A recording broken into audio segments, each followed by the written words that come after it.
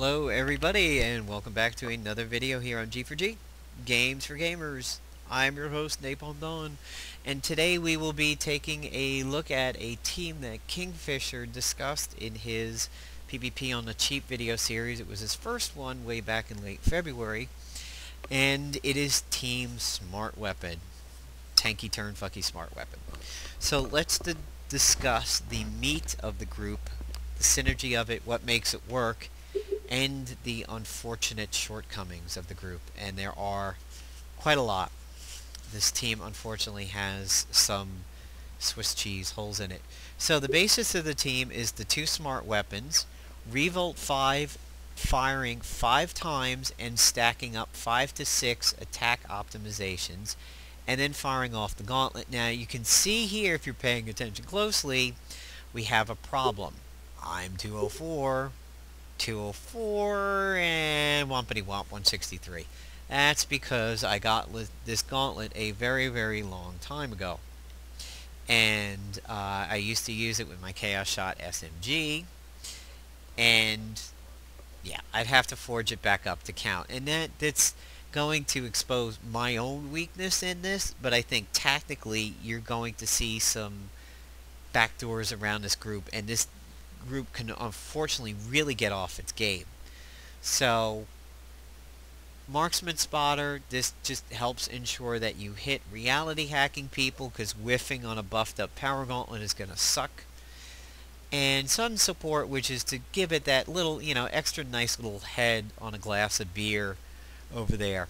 You could potentially use the damage amplifier instead, power 4, and if you really wanted to run a long game, all the way at the end of the soak scroll where you get the 2 extra turns.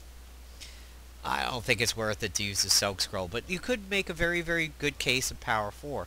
Now why it's called PvP on the cheap is all of this is not LE, it's not gold, it's time, patience, and luck. This is in spinners, that's in spinners, target painter is in spinners, damage amplifier, sudden support's in spinners, and power 4 is farmable. Farmable. This is so farmable that I attempted to get it last night. Yeah, I admit I re-rolled like twice on it, and then I did it today and I got it. So it took me 2 turns of running it for the purpose of getting it now. Lucky, yeah. And then I got the gauntlet actually very easy way back in the day. So now the glue of the team over here is the 2 hero slots. You've got a tank, and you have an active tank here. World War II Captain America starts off tanking, and that's needed for this. So what are the variants of it? Well, the variants are you have some proc or turn on the light bulb tanks like Thing, Red Hulk, Hercules. You have the random tanks in Spider-Man and Wolverine, Deadpool. They can take that hit randomly, but then you have the turn on the light bulb tanks of turning on the Thing, turning on Hercules, other Colossuses, other Captain Americas. You turn them on. That's risky because, if you have Quicksilver, Havoc, Quicksilver in the first few moments of a match, which is very common and you have to consider it, that's bad, because your tank might not be on in time, and then if your agent's gone, well, there goes the whole team right there. Kingfisher went for the bruiser version of him. I think that's risky with Havoc running around. I went for the tactician version of it. If he lives, extra turn. What does Captain America bring to the table? Well, he brings buffing your agent's attack run, cover me Porkins, I'm going in, with target focus. At least the first gunshot will do extra damage, or if he goes before a gauntlet hit, the gauntlet will do extra damage. So that's pretty nice. Dizzy doesn't matter that much. Shield throw, ranged attacks, if it goes before the gun, all 5 gunshots are going to do extra damage. That's nice. And he can return on his tanking. Colossus is not an active tank unless you go for Modern Colossus. What does he bring to the table? He brings crit resistance, good for Havoc. He brings being the scrapper, good for banging away at those infiltrator pesties and those agents running that suit. Mockingbird after maybe going infiltrator by attacking Captain America. So he can double hit. Bruisers, you don't have to worry about enraging too many bruisers really, and there's, you can kind of do something about that anyway. So you could do it at a Colossus, you could do it at a Scrapper Colossus. I think Tank Colossus is risky. Plus, he has the ISO that I believe lets him decimate when he's tanking, when he's got Steel Fortress going on, or Steel Curtain. So, I believe it's in the heroic battle with like him and Storm and whoever else. Who the hell was in that battle? Well, I forgot. I just remember Storm, and I remember Colossus and somebody else. Cyclops, maybe? Wolverine? I don't know. There's an ISO out there that helps him and makes him certainly viable. Everybody else you turn on. So now, what's the other component? The other component is turn fucking, or screwing up the turn order. How do you do that? Well, you do that at a Cable, you do that at a Nico, and you do that out of Dr. Voodoo. You could potentially get follow-up turns off of Cyclops' get back in the fight. Risky. Yeah, his uncanny leadership, it's risky. You should bank on something that you can turn on. I mean, if a light switch doesn't turn on, but randomly when you walk in a house in the dark, you're going to step on the cat and break your face. If, you can turn the light switch on, yeah. Yeah, there's Omega Sentinel and Rescue as tanks, but they're not available, and you have to turn them on. So the whole idea is doing this on the cheap. You've got Magneto, again, through lockboxes, who could put on the magnetic field and yank your turn that way when it falls off, but not readily available. Now, Cable is expensive, but you can get him.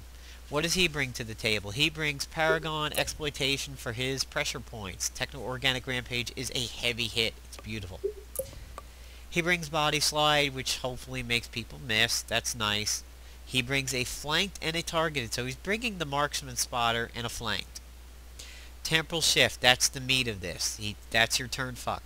What's glorious about Cable's turn screw here is the fact that he doesn't stop being Cable in order to give it to you. Everybody else loses their turn in order for you. They're all sacrificial. He's not. He's like, okay, I have an extra turn, I'll wait. Oh, okay, my turn. Yeah, that's cool. I'll go. Psionic Spikes, it's going to hit who you want to hit. It's going to neutralize some people. Telekinetic Slam, that's a stun. Pressure points, and a mind control. So he brings a tremendous amount to the table. The weakness to turn fucking is that they're all blasters. Weak to tactician beasts. Red Hulk is a tank too. You have to turn him on, but he does play good with the pesty meta because of Gamma Bomb. There's Wonder Man. He does tank from the beginning. He's immune to dots. All of them, unlike Colossus and Thing, which are just some of them. But he brings a nice impaired, good against blasters. You have follow-up attacks, so good against scrappers, good against infiltrators. Rising Up, finest hour. He has exhausted, good against tacticians, good against the Havocs. And Wonders Never Cease, a really glorious heal that gets through Nanoplague. His thing is that he's not available completely, and you can't turn him back onto tanking if he gets cornered. So, he's got, if you've got him, you could substitute him for Colossus or Captain America, and you'd probably get some good mileage out of him. You can turn fuck a little bit with Angel through Lead the Charge, except it's different. You're not pulling your agent out of the turn order, you're just giving him an extra attack when it's his time. He could be nice in the, the second slot, the Cable slot, by making the enemy whiff over here with Skittering Darkness, and the fact that everybody's stealthy could make a case for him. Dr. Voodoo, he gives you 2 extra turns if everybody's up, and he can sit in phased until it's time for him to cast that. but it's not available early, so you have to wait for your agent to get his weirdo turns. Nico, glorious, glorious Nico lover, took me up to adamantium and vibranium this season, her and Pesty Beast. If you go classic on Nico, you have to witch arm in order to get turns crew because she's got to be bleeding. Or you can burn blood sacrifice right at the very beginning, pull your agent through, and give him rising up with kick-ass, maybe hopefully before some dots go out and debuffs. But she stops, unlike Cable, that's her turn. Quick action, draw the agent through, she's now down for the round. She brings the res to the table, she brings all that damage she can take while resing except for brutal strikes and despair. She can neutralize teams, she can neutralize the melee teams. You could make a very, very good case for her over Cable. But you're losing the flanked, and you're losing the really, really big hit, Techno-Organic. And yeah, you know, have Rescue and Omega as tanks, but you have to turn them on. As you can see, Rescue's not available, and Omega's not available, unless you get the leg boxes. So, it's about kind of trying to focus on being cheap. And I have a black screen. Don't know why I have a black screen. Something happened here. Oh. Okay, so we're back. For some reason, my screen blacked out.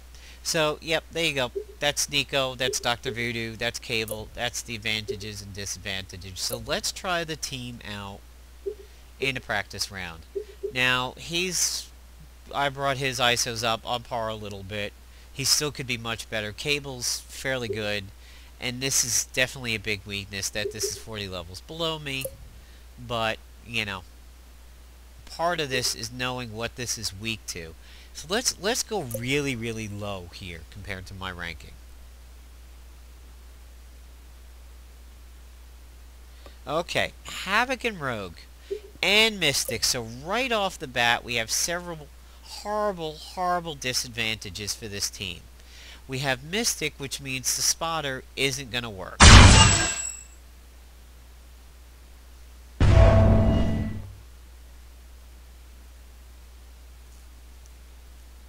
Oh, interesting. Except none of your team has taken any damage, so dum-dum. Alright, so I can't debuff anybody. I don't want to attack Rogue because she's going to retaliate. Yeah, infiltrate. I've never seen a blaster Rogue, so I'm just going to bang on him. But I can't debuff him. I don't want to throw the shield. See, now, if Rogue... That's risky. Rogue could go early, hit my agent, disabled range, unboned. So now I've gotten lucky that I've gone before Havoc. Rogue didn't hit me. And there's my stats. Morale boost. I'm not getting his inspiring leadership, so you probably don't want to run two of those. So now I'm going to go ahead and see if I can hit Havoc all the time.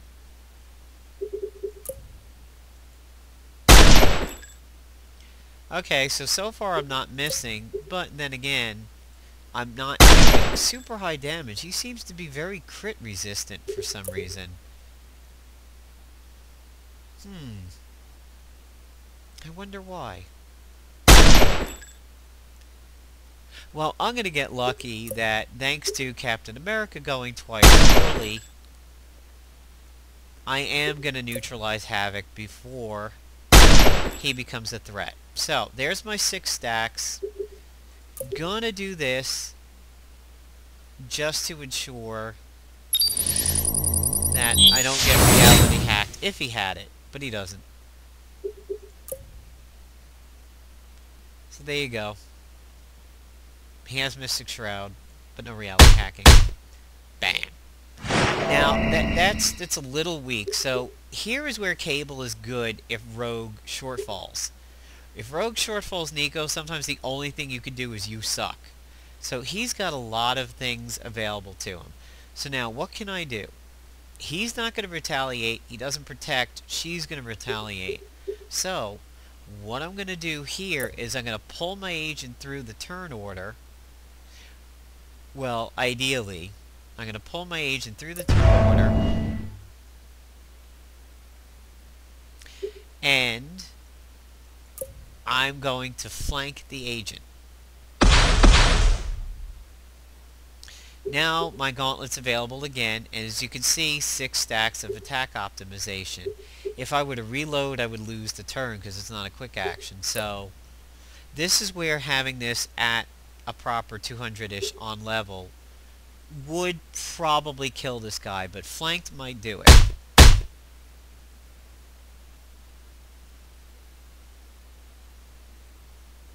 Now Shortfall, see, flanked didn't go because of Mystic. So that's a problem already. Ooh, he has that weapon. Yeah. I'm wanting that weapon. Oh, great! So he doesn't have the friggin' cube, but now I'm disoriented. A lovely, lovely, risky thing about this team is Black is Void and disoriented. Now I could throw my shield to make sure that I don't hit my own team, but hey, there's Rogue. That's a problem. So I'm gonna risk it and do this. I hit, but I'm now dealing with seismic feedback, and I still haven't debuffed him.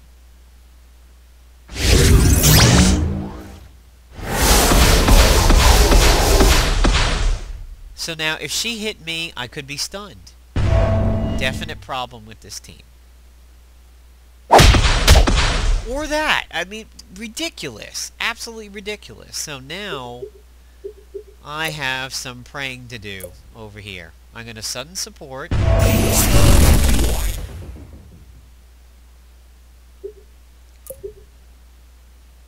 He has target focus. Glorious.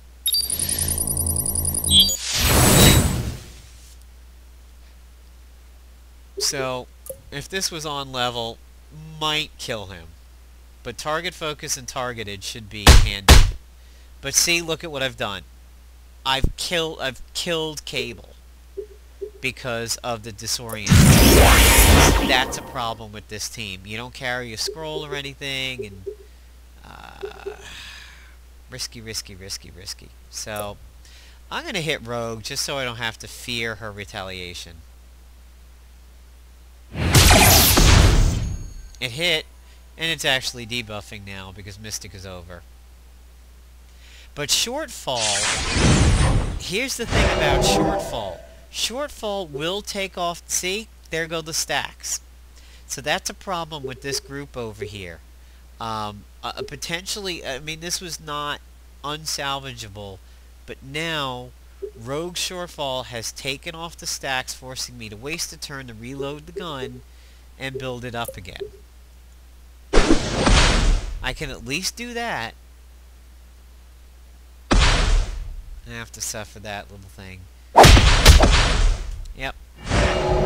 So there's that is something that you can see here as a weakness of the team, is that if you don't have a lot of buffs on, Shortfall could very, very easily take out your gun stacks. And there's not a whole lot you can do to live. We're not running a scroll. We can't remove buffs. We can't remove debuffs. We're not locking in debuffs off of Pesty. We can't counter heals. We can't counter neurotropes and, you know, all of that.